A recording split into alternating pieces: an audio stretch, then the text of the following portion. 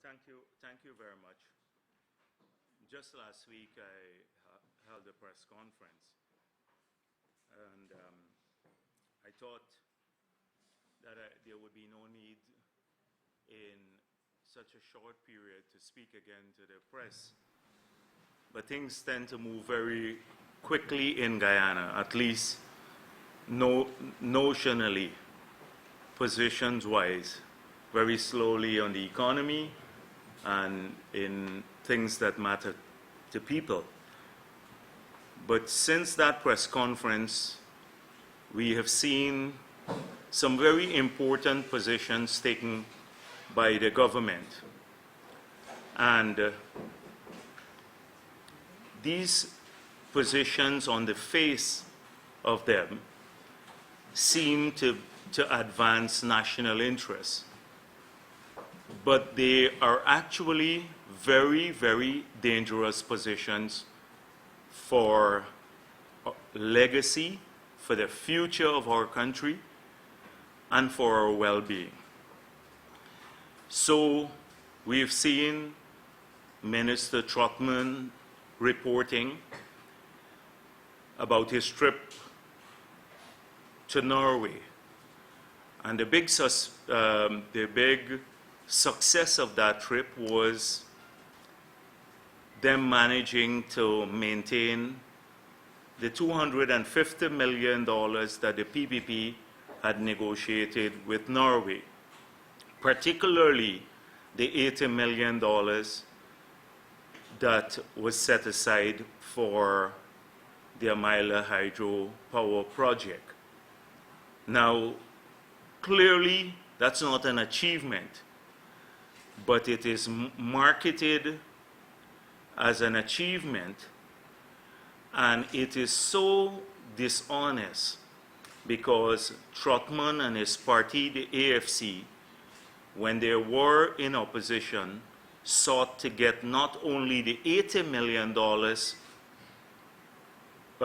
to be withdrawn by Norway or not disbursed by Norway, but the entire $250 million deal that we had with Norway, raising several objections. They had a campaign to prevent the resources coming into this country. So it's disingenuous to now come and argue that the success of his trip to Norway was to keep the $250 million that we had negotiated and the $80 million for the Amila project. He has not responded to any of the issues that I raised in my last press conference about the ineptitude of his ministry and the anti-national positions that they took when they submitted through the INDCs for the Paris Agreement several promises that could be inimical to the interests of the country. I spoke about the 2 million additional hectares of land that they want to bring under conservation, and I asked the question, where are they going to get the 2 million hectares from? If, as Trotman had claimed, we had given out all the lands already, would they take back land from foresters and from miners? Secondly, I spoke about the promise to do 100% renewable energy by 2025 when they have no plan to even do 1% of the renewable energy by 2025 now. Not 1%. And so how are they going to get up to 100% by 2025? And part of that promise includes protection of watershed in hydropower areas. If we are contemplating building any hydropower in the future, how will we achieve this? How will we be able to proceed given that promise that they have made? globally and that the president has signed on to. He has not responded to any of those issues.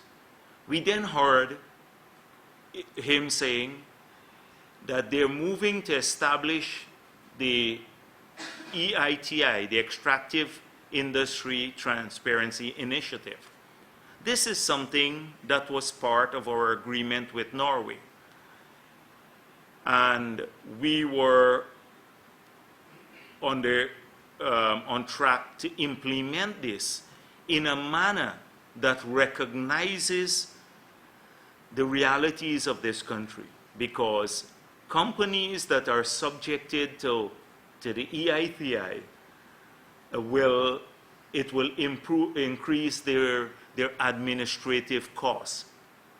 And it has to be done in a sensible manner, enhancing transparency in the sector, but without bringing costs, additional costs to poor producers like the small miners, etc. We don't know how it would evolve now that it is being established. They're proceeding to establish the EITI. But what bothers me a lot is a point that I made the last press conference I had, that they seem to have sold out the interests of Guyana to international bodies. They take directions from low-level embassy staff from some countries, and everything that is technical in nature, they have farmed out to others. So if you read further about the establishment of the EITI, they now are bringing in a World Bank consultant to establish a multi-stakeholders forum. Now, why do you need a World Bank consultant to do this? We had one that has never worked since this government took office, the multi-stakeholders forum that the president chaired, that oversaw the LCDS, the low carbon development strategy. They need to now bring in a consultant to put together a multi-stakeholders forum, a consultant from the World Bank. This is the extent to which we have descended. And I am worried that this ministry is being run either on autopilot because the minister does not understand the technical nature of the issues he's dealing with, and so he farms it out to foreign consultants who will have their own agenda, an agenda often that does not coincide with our national interests. We have seen this historically. So that's one. Secondly, we have seen an even more dangerous statement from the minister. He said that they're going to review the 17 years contract that the PPP had signed with ExxonMobil. Now, I am always concerned about when ministers get so involved with negotiations with oil companies. This is one of the reasons why the world wants the extractive, the EITI. So there is some distance between politicians and negotiations of terms with companies, so that they cannot be, like particularly oil companies, so they cannot be accused of selling out national interests and taking money in the process for doing so. But Trotman has announced that they're reviewing a contract and they want better relations. They want to get closer to ExxonMobil than we were. Does this mean that they are going to give out more concessions to ExxonMobil? What does this review mean? Who is going to oversee this? Do we have international lawyers who have dealt with the large companies like ExxonMobil that have hundreds of lawyers on their side that are well versed in petroleum law, etc.?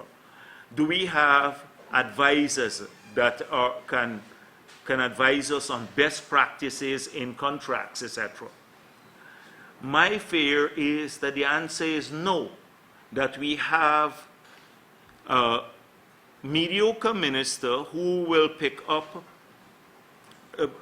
will get some advice from a few people surrounding him, and we will enter into a negotiation with ExxonMobil with a view to getting closer to them, as he said.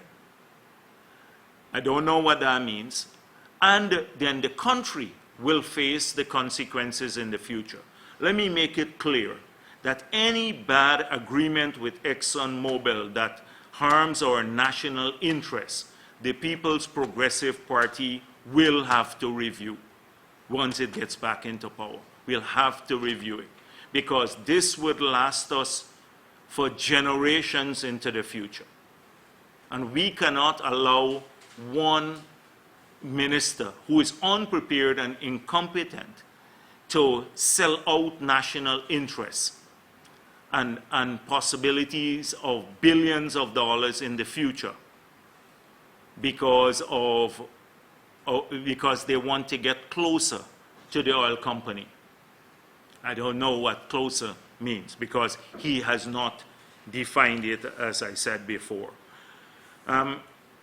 We have noticed that particularly in this ministry again, when they were very, very critical of us putting ministers to oversee various things, that in the bill, the telecoms bill, they have something that they argued against in opposition.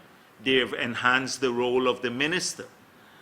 And in the bill, the Wildlife Management and Conservation Bill, which was the Wildlife Import and Export Bill that was drafted under the PPP and tabled in the Parliament, they just changed the name, but put the minister now playing a central role in the import and export of wildlife. We thought that this would be done by an independent body. And you know of the opportunity. This is how it has been done in the past. Now, the opportunity is for corruption there, because the wildlife trade has seen various scandals over the years.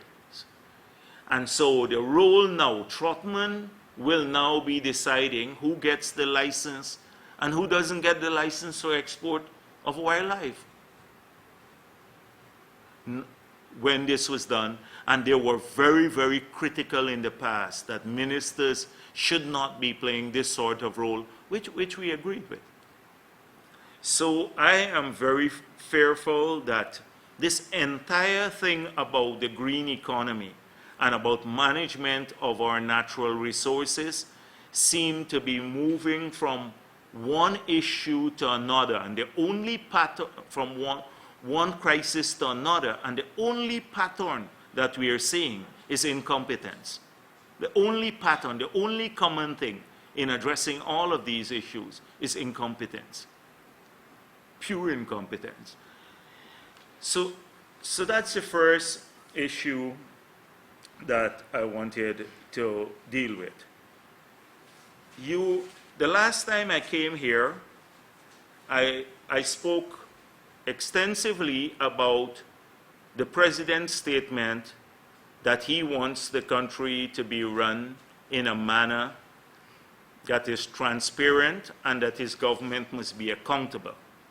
And he has, in several interviews, stressed this. And I gave him about 8 or 9 things that he could start with to examine that will demonstrate that in just one short year that his government has probably been the worst in contemporary history in Guyana in terms of accountability and transparency. Been the worst in contemporary Guyanese history. But they have ignored totally all that we have said, all our calls for investigation into what is known by people in the public and in many circles to be corrupt acts involving billions of dollars. But let me give you an indication of how they are responding to, say, the fuel smuggling issue. So for fuel, we have established now, based on a court case, that there are some people who were close to APNU in the campaign who have set up companies based on the affidavit by Mr. Jackson that these companies tried to induce him to smuggle fuel, bring his vessel down. I've seen releases by one of the individuals who owned that company who said that they were involved in, or one of the businesses is the trading of fuel. Now, to do that, you have to have a license. This company doesn't have the requisite license.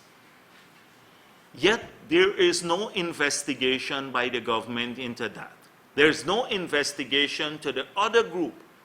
We can give them the names of the individual. We have about 10 individuals who've been involved in the smuggling, if you have a proper inquiry launched by the government.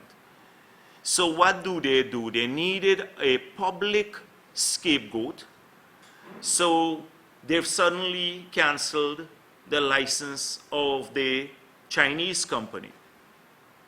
Now, you've seen former Prime Minister, former President Samuel Hines writing about this. He made a few points that the minister said, first of all, that they could not have, the PPP erred in giving an export license to this Chinese company because they didn't have an exploration license for oil and gas. Where is the connection between the two? Absolutely none.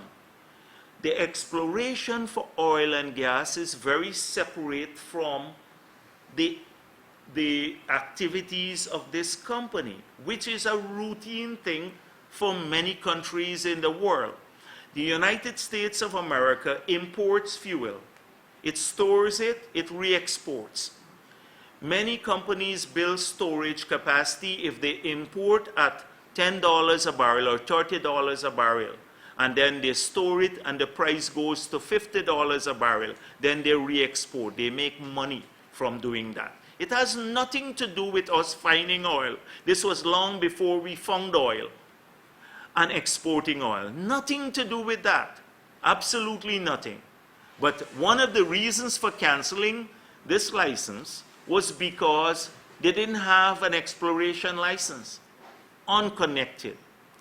Secondly, this company has made multi-billion dollars investment in building storage capacity. Our country has 24 days of storage. Guyana has about 14 days of storage. So if there is a problem, say we can't import oil into Guyana for 2 or 3 weeks, then we're in serious trouble. We run out of supplies. Countries try to encourage people to build more storage. In the United States of America, they have, apart from the storage facilities of companies, they have a strategic reserve. And if they release 4 million barrels per day from the strategic reserve, they can last 150 days without importation of fuel. They can ration it. We have 24 days of storage capacity. We should be encouraging people to invest and build more storage. And the Chinese can't fetch away the tanks when they build them here. They can't fetch them back to China. It's investments in our country. So they cancel that. They should be encouraging people to do this. Then they said the people built a little bigger wharf than they should. That was one of the reasons. That's from Bharrat. That has nothing to do with the cancellation. But let me tell you something. The real reason for the cancellation of this contract was to facilitate the smuggling. Because for a year they frustrated those people. If the Chinese had started operations, then the people that they're going to buy the fuel under the table now, the market would have been, you have more competition in the market, the price will come down. If you more competition in the market means lower prices for consumers.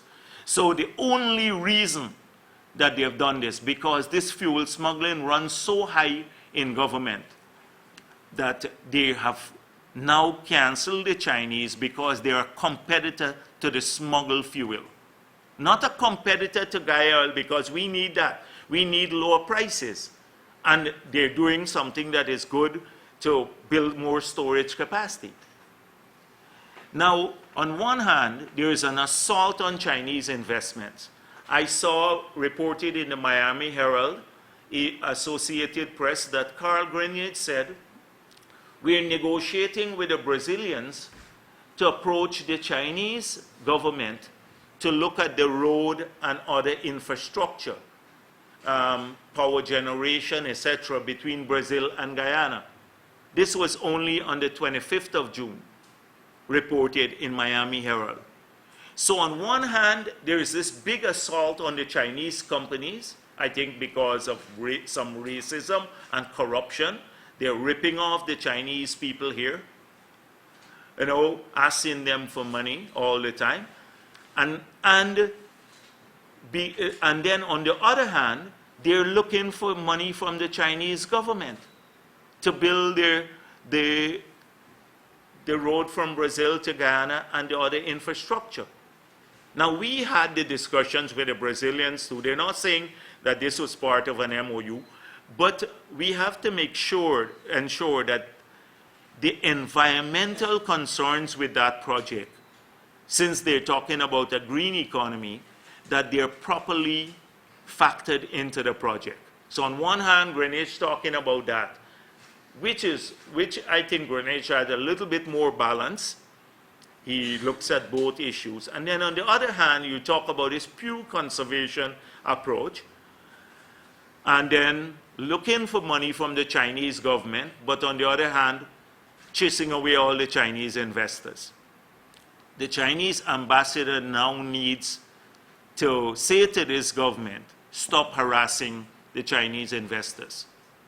Because if they need, I must point out that the Chinese and any investor, foreign investor, must comply with all of our laws. If they sign agreements, like Bai Shanlin and the others, they must comply with the agreement. If they don't comply, there must be penalties. But they must not be treated unfairly, because the only way we can develop Guyana is through local and foreign investment. And China is a huge source of investment now, not the United States of America, etc., because they have the resources. So this entire thing about fuel is unbelievable. It runs deep into the government about the fuel smuggling, but the president will not look into it. In light of the call for greater transparency too by the president and the Minister of Finance, we have asked for all the contracts to be released that were signed by the PPP that they said were corrupt. And so you would recall that they said with the FIP Motilal contract, that is the road to Myla Fall, that was a corrupt deal. This government now is in possession of the evaluation report when that project went to tender.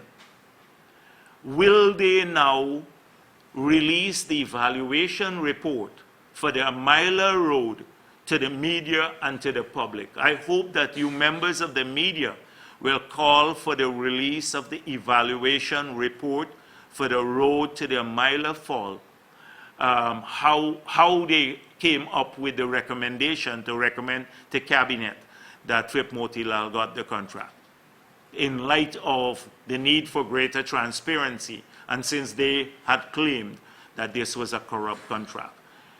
We would like also to have the evaluation report for the hospital, the specialty hospital, since they claim that that was another corrupt contract, that when the tender went out, the bids were brought in and the evaluators did their recommendation. And for them to make public the evaluation report for the hospital too, since they were claiming that that was a corrupt arrangement. We'd like the evaluation report for the Marriott Hotel. When the bids came in there again, the evaluation was done, and there is an evaluation report.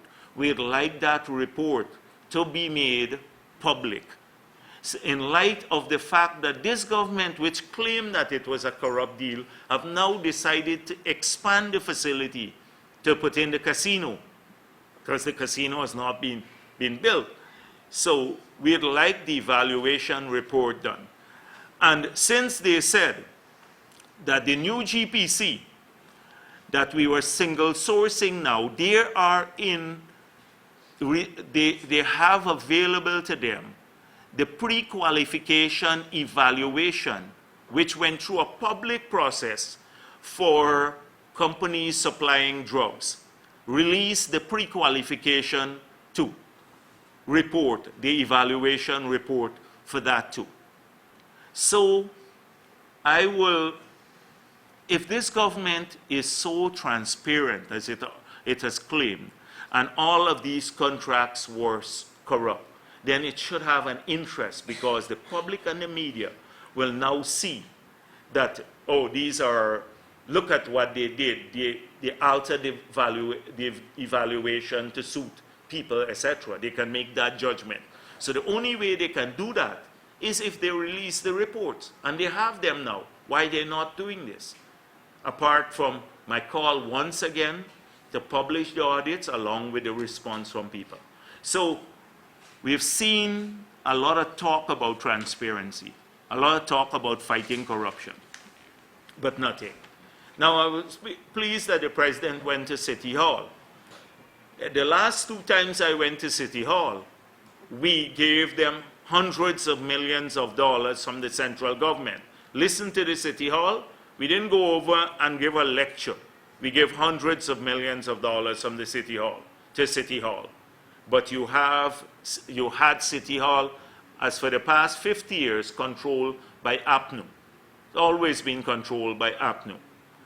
So the money was spent on other things, not on services to people, but it was spent on other things. But we pumped in hundreds of millions of dollars. Twice I went, and in both occasions, they got over $200 million and many other things. We also, you recall the Tulsi Prasad land that the government sold for, I think, 2.7 million Guyana dollars to Tulsi Prasad. This is the entire block of land on Water Street, opposite NBIC.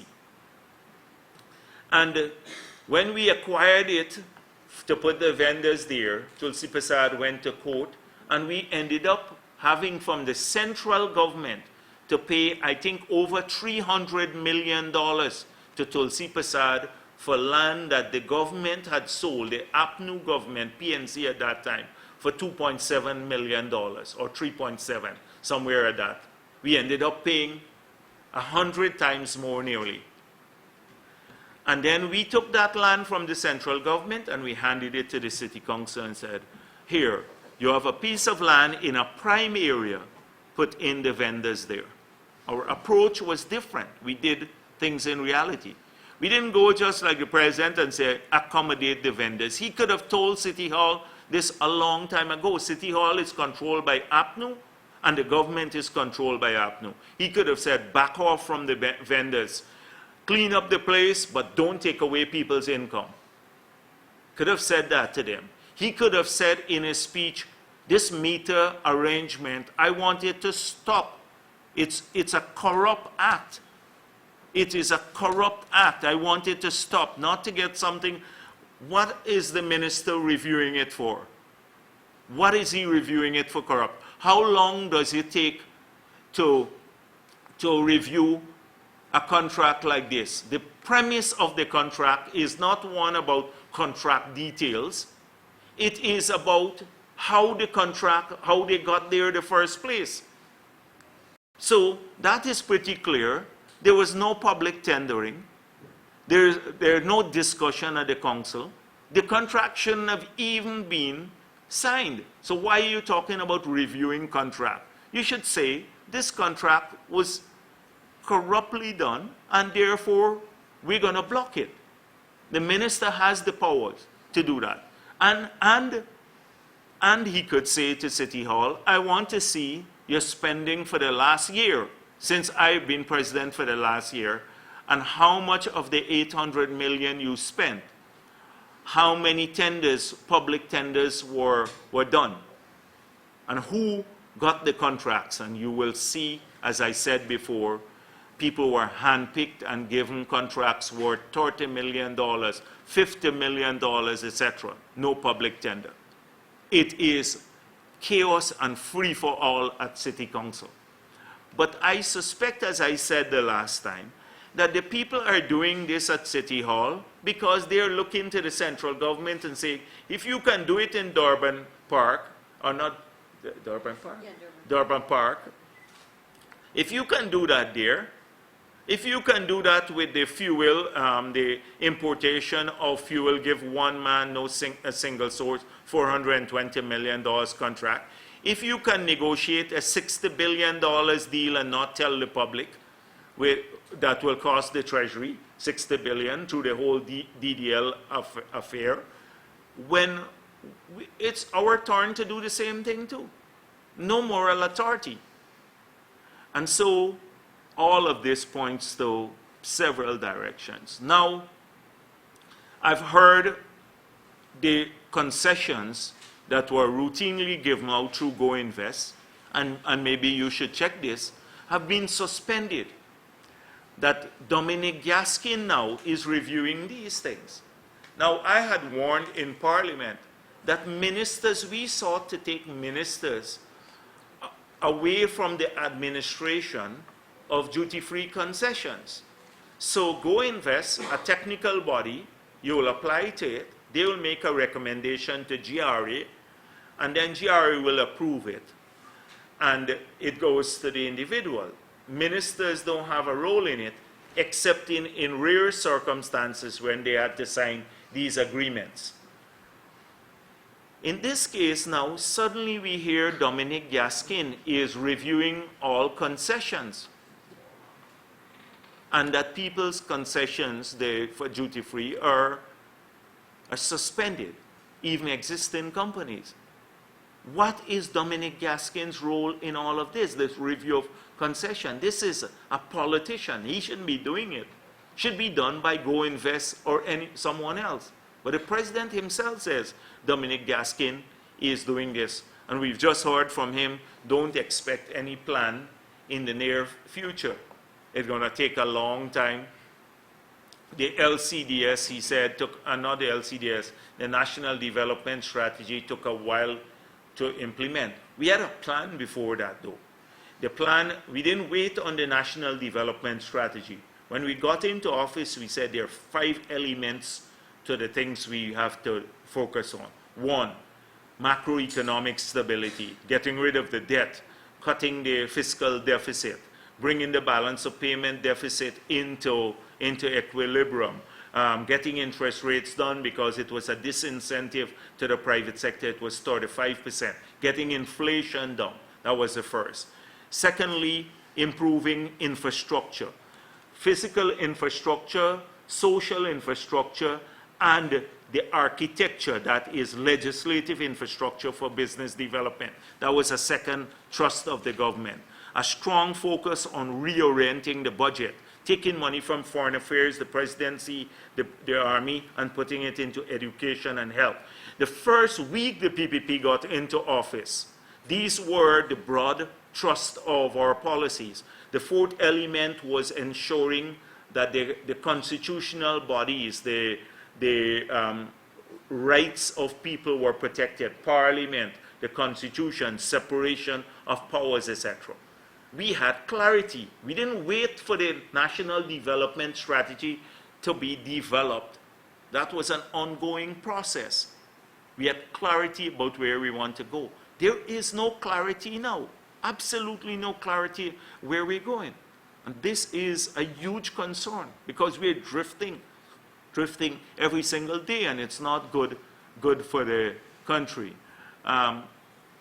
You have seen, there are a couple of things that I'm very concerned about. It is Felix's role.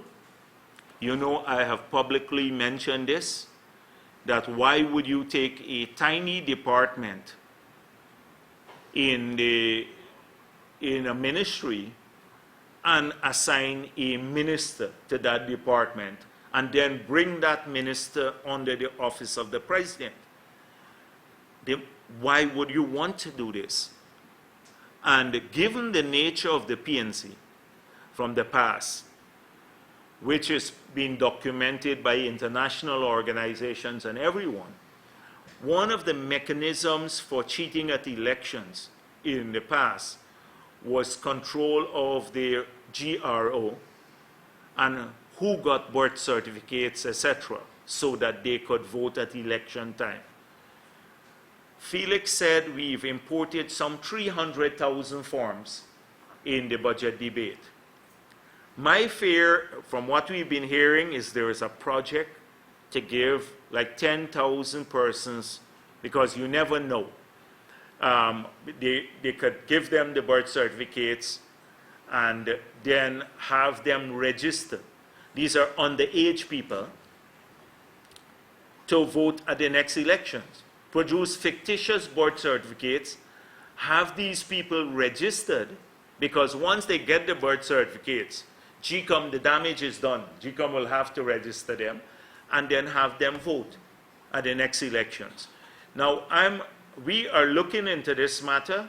I want to call on GCOM to have a look at what is going on at GRO.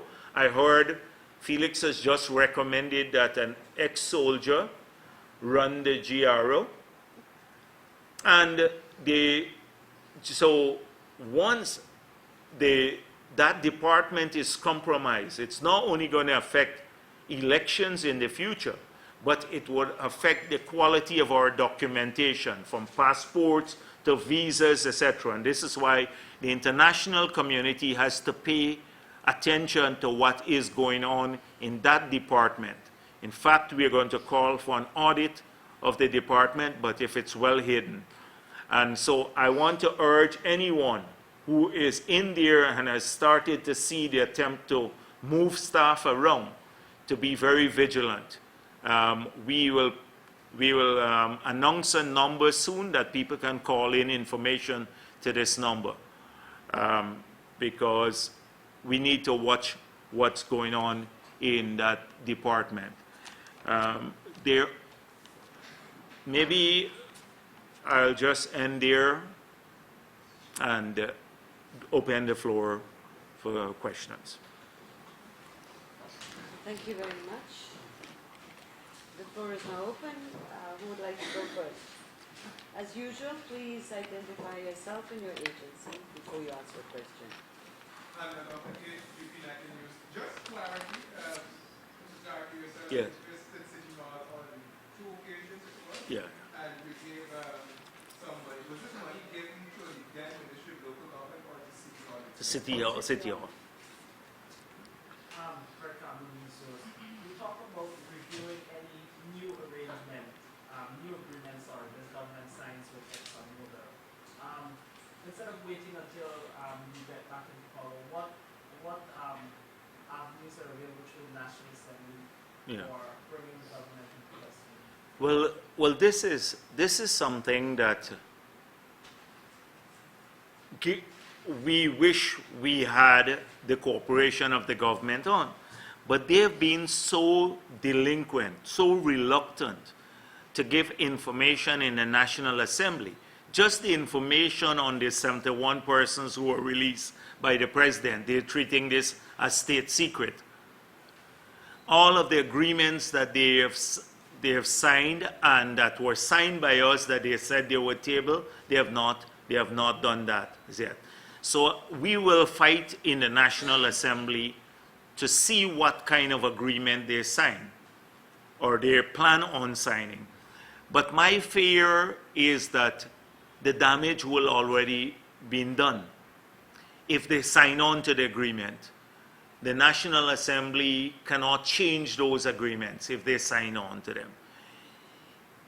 This is the oil and gas sector is a very important, will be an important sector in the future. It may not happen immediately because they think they can collect money tomorrow from these people. It's not going to happen in the short term or immediately. But it is absolutely important that we get the best agreement for the country, given that we are negotiating with a company that is massive by US standards. They have the best technical people in the world working for them. They pay them.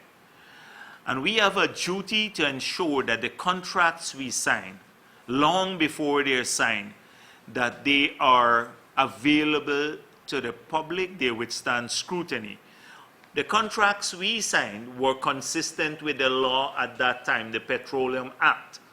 So if you plan to depart from those, then you need to tell us how you're departing. Not to say we want to get closer to these companies. What does closer mean? What does closer mean?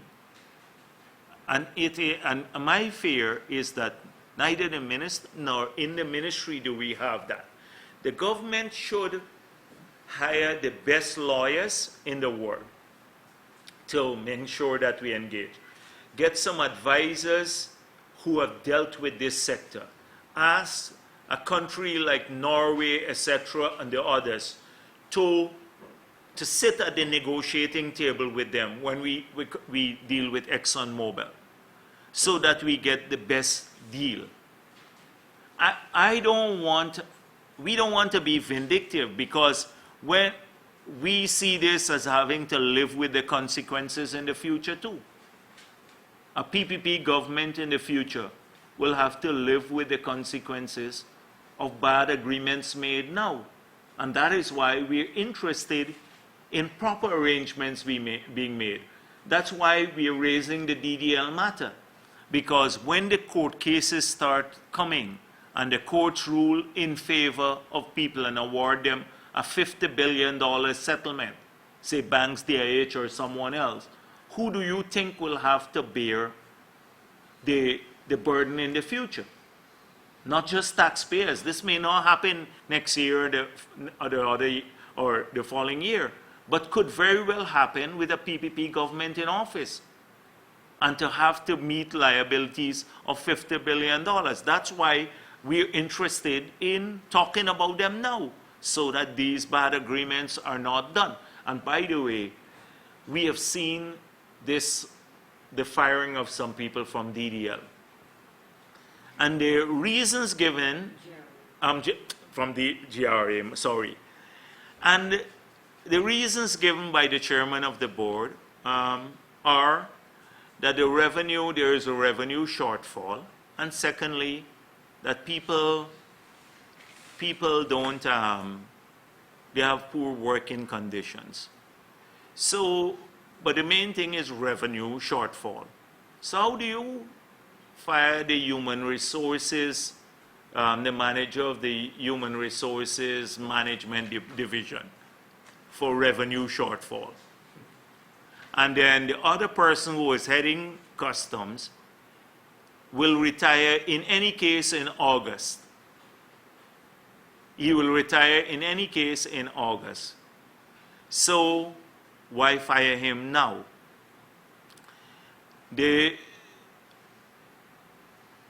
If there is a revenue shortfall, the chairman of the board should be fired. The chairman of the board, Raul Lucas, should be fired, and the head of GRA. Not the staff, the head of these agencies bear responsibility.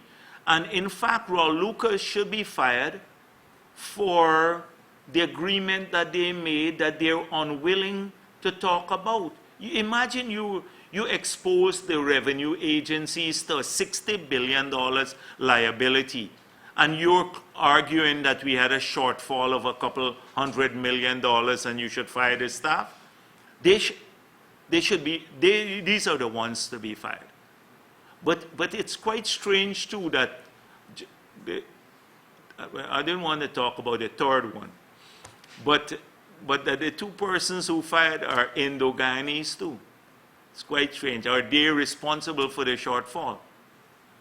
It's quite strange. Raul Lucas should be going, not anyone else, as the chairman of the board. He made this is it. And so we are looking on to see what changes will be made there. I've heard they have already decided who the next Commissioner General would be 2 months ago. So all this whole process of selection and everything else is just a sham. And it's going to happen. But they're destroying the revenue agency. And the reason there is a shortfall in revenue is simple. The economy is not generating it. If you have slow turnover, you'll have less VAT collected. If people import less, you'll have less VAT and import duties collected.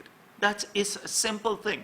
If you have a slowdown in economic activities, it's not rocket science. You get less revenue. This is what we've been talking about. We've been talking about for a long time. And so we're looking at the evolving situation there. Let's see how it goes. Mr. Army, two questions. We've heard comments from City Hall about a request for a possible bailout, and a PPP councillor has been unable, at City Hall, has been unable for months now to have a motion on the table for a forensic audit at City Hall. That's my first question. The other one deals with, you mentioned government officials taking instructions from low-level diplomats, but we also see the UK High Commissioner calling for greater transparency from the government, yet we don't see response from government on that. And confidence in the Minister of Business. The President had said, well, he has full confidence in him, but we haven't seen any kind of foreign investments for since government took over. Yeah, well, the Minister of Business went to I think it's a GMA luncheon, GMSA luncheon, and he said, other countries are going through crises too. It's all external factors. Denial. And I don't want to spend time here doing that, but I can take that apart. And I will do so at some point in time. It's not what is happening in our neighboring countries. I've spoken about that. You can't use what's happening in neighboring countries. It's the ineptitude of this government, the lack of focus.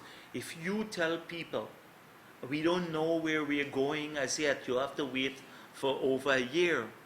How do you expect them to come and invest there? And if you're saying we're in the process of reviewing all concessions, they'd say, wait until you've reviewed them. It is these signals that they send that will cause no serious investor to put their money into Guyana, because they run the risk of losing it. City Hall, our councillors will continue to get a hard time to get the forensic audit because they know what the results would be. But the president loves forensic audit, and he can easily, if he wants to do it. And to be fair, he has been, once they've been completed, to be fair to him, he has said that that you have to find evidence to charge people. So he has done the audits, and he has made it clear we're not going to charge anyone unless there is evidence. And he recognizes that the so-called evidence has been scant. So he recognizes that. I want to be fair to him. But he could do a forensic audit in this this case to the City Hall. He could direct a forensic audit, and they can't refuse it. That's what he should be doing before any help is given to the City Council. And we can help, we can make suggestions about the terms of reference. The last one on the UK. The UK, listen, for me personally, I recognize that people who are accredited to Guyana, that they're here to serve their government and to improve relations between our country and theirs, and that they have to work with the government particularly to advance relations, bilateral relations. And that's perfectly normal. But even from opposition benches, I do not like, and this is a personal thing, when anybody lectures, particularly foreigners, lecture our people, including our government, although we are on opposite side. And that's why I'm saying to our people, have some pride. Say, we will listen to you, we'll listen to your concerns you raise, but at the end of the day, it is for our country to make the decisions that are in our national interest. We're not exclusionary, we're not becoming insular, we don't hate anyone, we're not xenophobic, etc. We listen to advice if given in a constructive manner, but at the end of the day, it's Guyanese who will have to determine their future in the world, because nobody looks out for interests except in Guyanese. And so that's why I don't like to comment too much on advice, whether it's good advice or bad advice. We listen many times to people, they have views, etc. And we too have views on several matters. In the Brexit. First was just a clarification with regards to so that you're aware of 10 persons who are involved in the smuggling, the police investigation. Just a clarification, are you calling for a criminal investigation, a police investigation, or and secondly, are you willing to provide those names to if there's a criminal investigation? Yeah, well, they should have because it runs deep. My fear is that a criminal investigation would run into roadblocks because you have a lot of people involved who are in the executive, who are close to the leadership, that the president should launch an investigation. The second question is off the issue you were raised. Trying to get from you the implications of this exit from the Union for the Caribbean, Guyana, particularly, and also if this presents an opportunity now, maybe some renegotiation with regards to the crisis and the Well, that's a very important issue, and apart from a few comments that I've seen from the government, I've not seen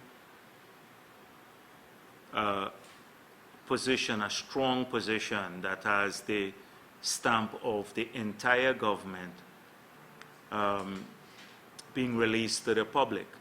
And I think it's such an important issue that they should have had a cabinet discussion on this matter to consider all the angles through which there will be a transmission to Guyana, if any, of the consequences of Brexit.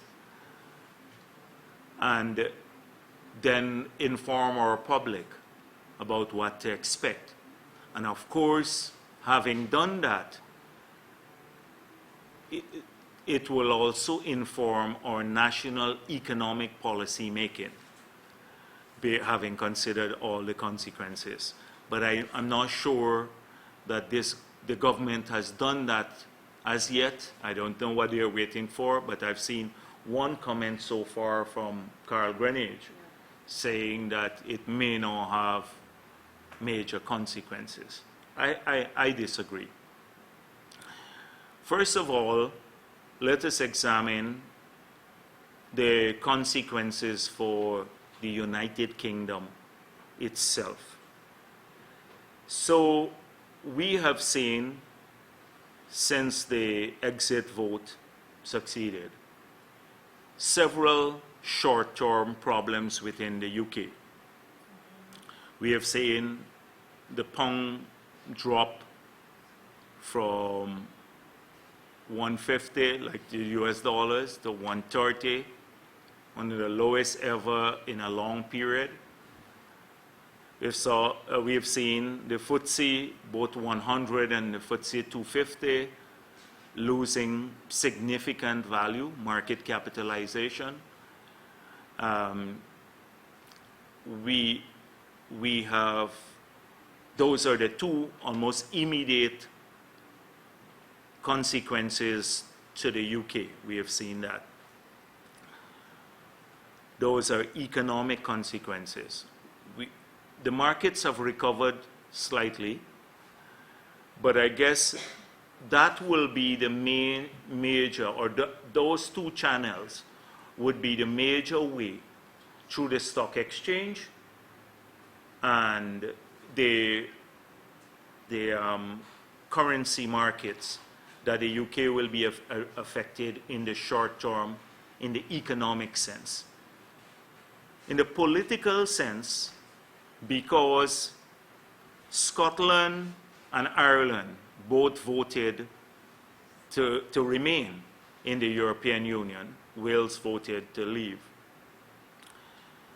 There is a fear that there'd be calls, in fact there are already calls in Scotland for a second referendum to exit the United Kingdom. You know, the last one was held, and it was determined on a 45-55 percentage vote in favor of remaining in the UK. So, possibility of a second referendum, constitutional crisis in the UK. Ireland, there have been calls about, once again, for the reunification of Ireland and Northern Ireland. The Labour Party, you saw the turmoil in the Labour Party. 172 of their MPs voted in a no confidence vote against the leader to 40. The casualty is also gone to the Tory party. The leader has, the Prime Minister is going to resign, and he said, I'm going to go in a 3 months' time, and now there are calls for him to leave even earlier. So you've had political consequences, likely constitutional consequences, which could lead to the further fracturing of the British society, the United Kingdom, and you have had economic consequences in the short term, with turmoil in the market. In the medium term, most of the research houses are saying that the UK will face lower growth based on three reasons they're making their forecast for lower growth in the economy. So the economy will suffer, will produce weaker growth rates in the future. The first is that Britain will face higher tariffs in the European Union and other places around the world, so it will affect their trade. Secondly, lower immigration. So immigration adds to growth, to the growth, the spending, and all of that. And also the loss of confidence, the slowing down of foreign direct investment. So three things they're predicting will happen in the medium term. Less immigration, higher tariffs of British goods, and slowing down of foreign direct investments, that these could impact on growth. Now, having said all of that, there's still a whole deal of uncertainty because no one knows, once they trigger Article 50 of the European Treaty, what will happen, what kind of agreement they would have. And so these are the consequences for the UK economy so far that people have been speculating about. Now, for the European Union, there are also consequences. Europe has seen a populist wave sweeping it. It started before the decision to hold a referendum in the United Kingdom. I spoke about it in Senegal. I said, what will Europe look like in 2020 when we sign a successor agreement to the Lomé Agreement? Will they still have the liberal values that Europe is known for? How they're going to treat immigrants, etc.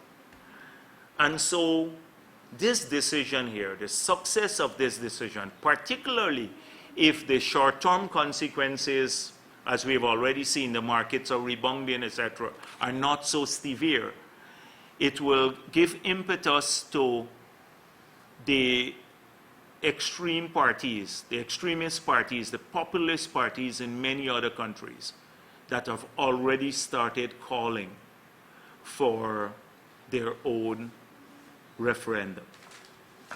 And so the Netherlands, Denmark, France, etc., we've already seen calls for a similar type of referendum. Given the anti-migration or anti-migrant or the anti-immigration mood in many of these countries, there's a likelihood that this could succeed. And I was reading Mr. Haas, who heads the Council for Foreign Relations in the US, and he said that in the next 5 years, that many other European countries will leave the EU.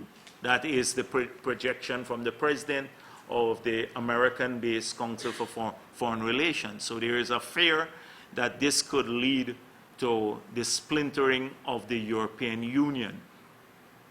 Now, that is major, because if that happens, the entire EU project can unravel. And this is why there are so many concerns in the European Union about this. Now, Europe has dealt with us in this region through several facilities, through trading arrangements, and through the EDF and other special facilities. We argue the European Union is probably, for many countries in the ACP, the largest source of development funding anywhere for their national purposes, for national development. Now, with the UK out of Europe and the populist mood to do more for people in Europe, and particularly the countries that came in from the Eastern Bloc, the former states of the Soviet Union, there may be what could become a casualty is the new agreement that we will sign to succeed the Lomé Agreement. And that could mean a loss of tens of billions of dollars of development fund, because the United Kingdom, which comes from this Anglo-Saxon tradition, the Caribbean had all had mainly links, except in a few of the Dutch-speaking countries and a few French ones, but they're not even independent, have had relations mainly with the UK.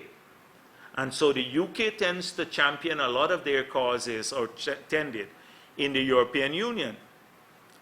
And what happens in the future?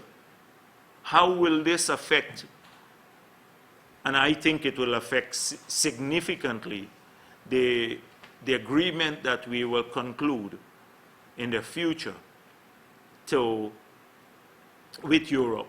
And so that will affect us development funding. On the trade side, I think we will still have access to the European Union market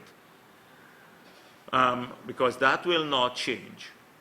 We will now, but Europe will be, if this all goes through, the economy will be 17% smaller, the European Union.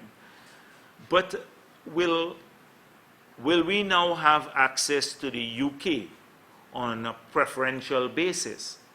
And can that become an opportunity for us for keeping access to the European Union and then having maybe a preferred access into to the UK that others do not have?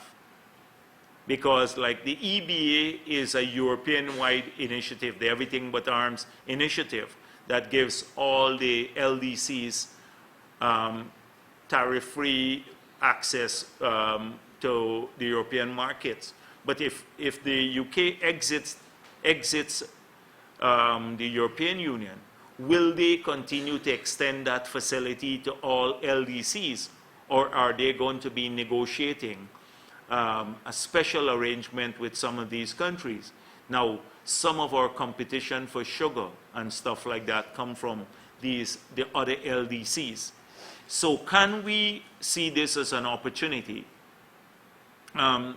It is too early to talk about it, but there are other consequences. So the Caribbean has to be careful. I'm sure almost that we're going to lose money from the development funding window of the European Union.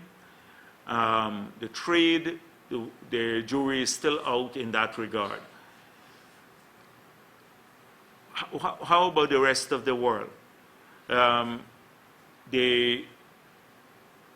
This decision has caused turmoil in currency markets in some countries, because as people rush into safe haven currencies, like the yen and the dollar, it is affecting, they're pulling out money, particularly from the emerging economies.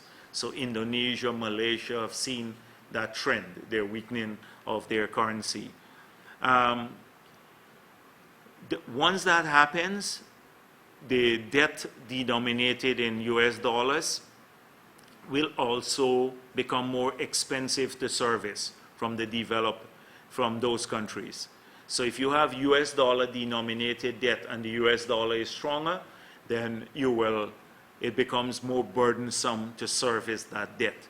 You also have exports that are denominated in US dollars, because the strength of the US dollars, they become less competitive globally. So there are many, many ways that this could affect countries, and we have not even started. It's hard to do this at a press conference, go through this systematically. I'm just moving from issue to issue.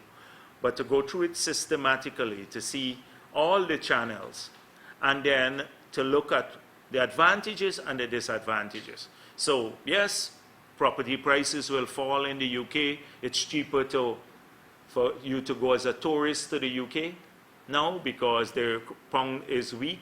It may enhance their exports a bit because the pound is weak. But on the other hand, you have turmoil in the markets and losers in other places.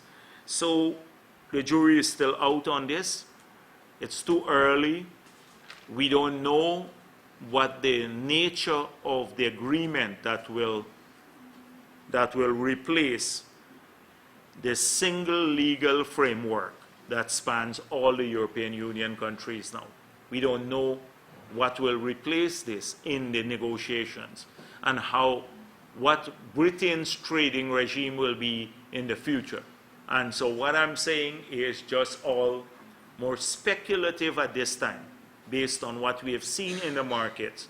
But we as policymakers in Guyana and in the Caribbean, we cannot not pay attention to it. Because if Europe falls apart, it has major consequences for global growth and for national well-being. Yes. Thank you. Anything? Any other questions? No? Thank you. Thank you very much.